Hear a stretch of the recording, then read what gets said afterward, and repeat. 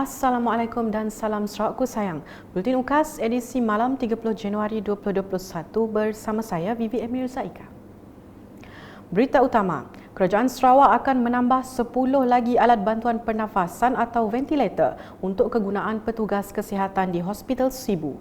Menurut Ketua Menteri Sarawak Datuk Petinggi Dr. Abang Abdul Rahman Zohari Tun Datuk Abang Openg, kerajaan negeri memberi penekanan terhadap menambah baik fasiliti di hospital itu berikutan kenaikan mendadak kes positif COVID-19 di Sibu. Sekarang ini ada 3 saja. Jadi kita tambah lagi 10. Dan kerajaan negeri akan menetapkan 10 tambahan ventilator. Beliau berkata demikian semasa mempengerusikan satu taklimat khas berhubung keadaan semasa COVID-19 bahagian Sibu pada Sabtu. Tegas Ketua Menteri, dengan Sarawak yang kini di bawah perintah darurat, kerajaan boleh menggunakan apa sahaja kaedah untuk melandaikan lengkuk jangkitan wabak itu mengikut undang-undang.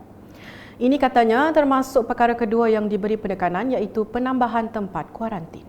Kita telah bersetuju untuk berkuasa bahagian di bawah tuan-tuan pasti tempat-tempat yang harus menjadi pusat kuarantin. Saya ingin nyatakan di sini bahawa kita adalah di bawah darurat. Dalam pada itu, Jawatan Kuasa Pengurusan Bencana Bahagian JPBB Sibu telah diarahkan untuk memperbaiki keadaan dari segi logistik memandangkan jangkitan wabak tersebut sudah merebak di rumah-rumah panjang dan kawasan-kawasan terpencil. Tambah Ketua Menteri, segala perbelanjaan akan ditanggung sepenuhnya oleh kerajaan negeri. Kadang-kadang panjang ada patient yang positif COVID, tapi dia adalah di bawah peluang. Dia punya panjang kuarantin. Dan ini ada masalah logistik. Kerana apa yang berlaku, kita tak mahu patient itu tinggal dalam rumah panjang. Itu berbahaya. Yang boleh spread kepada penghuni rumah panjang. Jelas Ketua Menteri, kerajaan juga memberi penekanan terhadap penguatkuasaan sambil menjelaskan pihak berkuasa sedia ada masih tidak mencukupi untuk mengawal keadaan yang sememangnya semakin memerlukan pengawasan ketat. Untuk itu, bilangan anggota polis, rela dan tentera akan ditambah termasuk pengambilan askar wataniah dari kalangan penduduk tempatan juga diutamakan agar lebih mudah untuk berkomunikasi. Kepentingan lockdown, kita ada anggota yang cukup untuk memantau lockdown yang kita letakkan di rumah panjang ataupun di kampung. Tadi adalah anggota daripada orang awam. Kena di kawasan-kawasan rumah panjang, komunikasi adalah penting untuk kita memberi penanganan COVID. Setidak-tidaknya kita gunakan bahasa yang difahami oleh tempat-tempat tersebut. Beralih ke laporan harian COVID-19, satu lagi kes kematian direkodkan di daerah Song hari ini menjadikan angka korban akibat wabak itu di Sarawak meningkat kepada 37 kes.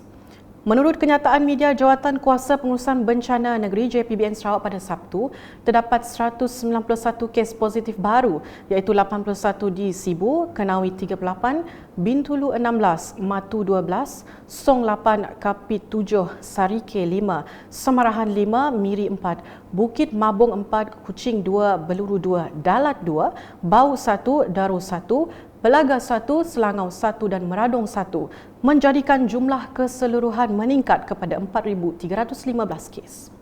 Turut dinyatakan kluster Mado di daerah Meradong diisytiharkan tamat setelah tiada kes baru dilaporkan dalam tempoh 28 hari yang lepas. Daerah Matu dan Darul pula bertukar status daripada hijau kepada kuning setelah 13 kes jangkitan tempatan direkodkan di kedua-dua daerah ini dalam tempoh 14 hari lepas, manakala daerah Asajaya kembali berstatus hijau. Daerah Song, Dalat, Bintulu, Kenawi, Beluru, Miri, Sibu dan Kuching kekal berstatus merah. Berikut pula di Bintulu, 2 buah sekolah di bahagian itu diarah tutup selama seminggu selepas dikesan mempunyai kes positif COVID-19. Pengerusi Jawatan Kuasa Pengurusan Bencana Bahagian JPBB Bintulu, Jack Aman Luat berkata, sekolah tersebut ialah Sekolah Menengah Kebangsaan SMK Bandar Bintulu dan SMK Kidurong. SMK Bandar Bintulu ditutup bermula 29 Januari hingga 4 Februari 2021, manakala SMK Kidurong ditutup bermula 28 Januari sehingga 3 Februari.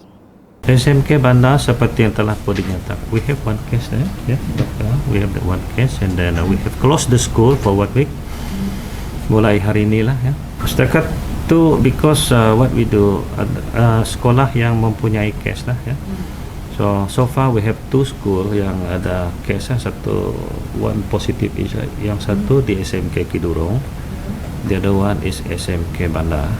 Bercakap dalam sidang media JPBB Bintulu pada Jumaat, Jack berkata penutupan itu bagi memastikan proses sanitasi di keseluruhan bangunan kedua-dua sekolah berkenaan dapat dijalankan. Sementara itu, Jack menggesa orang ramai agar menghentikan penyebaran dan perkongsian berita yang tidak sahih mengenai penularan wabak COVID-19 di Bintulu. Tegasnya, penyebaran berita palsu boleh mengundang panik dalam kalangan masyarakat. Jadi baru-baru ini viral lah di media sosial lah berkenaan dengan kebocoran maklumat daripada masyarakat yang kononnya lah satu daripada masyarakat yang kita buat kemarin yang isi kandungannya kurang tepat lah, tidak tepat sebenarnya. Jadi di antara lain menyatakan berlakunya kes positif di beberapa tempat dan seperti kilang, premises, shipping mallnya tepat sekali dengan angka dan sebagainya lah. Jadi walaupun kita tu mengamalkan kebebasan bersuara, namun penyebaran maklumat ataupun berita yang tidak sahih, unverified news, dapat mengakibatkan kegelisahan dan panik, anxiety and panic di kalangan masyarakat, and this should be stopped. Beliau yang juga residen bahagian Bintulu menjelaskan hanya Jawatan Kuasa Pengurusan Bencana Negeri JPBN Sarawak boleh mengeluarkan keputusan berhubung Perintah Kawalan Pergerakan diperketatkan, PKPD atau apa sahaja maklumat berkaitan COVID-19. Justru tegasnya lagi, orang ramai perlu menyemak terlebih dahulu kesahihan sesuatu maklumat sebelum dikongsi dalam media sosial. Berita seterusnya, fenomena air pasang besar dan ombak kuat serta angin kencang yang melanda Bandaraya Miri pada 12 Januari lepas telah menyebabkan pondok perahu nelayan di Kampung Batu 1 Kuala Baram dipenuhi serpihan kayu dan sisa laut setelah air surut. Sehubungan itu, Menteri Pengangkutan Sarawak yang juga Ahli Dewan Undangan Negeri Adun Senadin, Datuk Lee Kim Shin, telah meminta Jabatan Kerja Raya melakukan kerja-kerja pembersihan di kampung tersebut. Semasa mengadakan lawatan ke Kampung Batu 1 Kuala Baram baru-baru ini, beliau berkata kerja-kerja pembersihan telah dilakukan sejak 3 hari lepas dan akan selesai dalam masa terdekat. Sebelum ini, nelayan tempatan di Kampung Batu 1 Kuala Baram mengeluh kerana serpihan kayu dan sisa laut menyukarkan mereka menolak semula perahu ke pondok penghentian perahu. Sekian edisi malam bersama saya Vivi Mirza Ika dan kru penerbitan. Berita lebih lanjut boleh didapati di semua platform media sosial UKAS termasuk portal ukas.sarawak.gov.my dan pastikan anda subscribe UKAS channel di YouTube. Salam UKAS.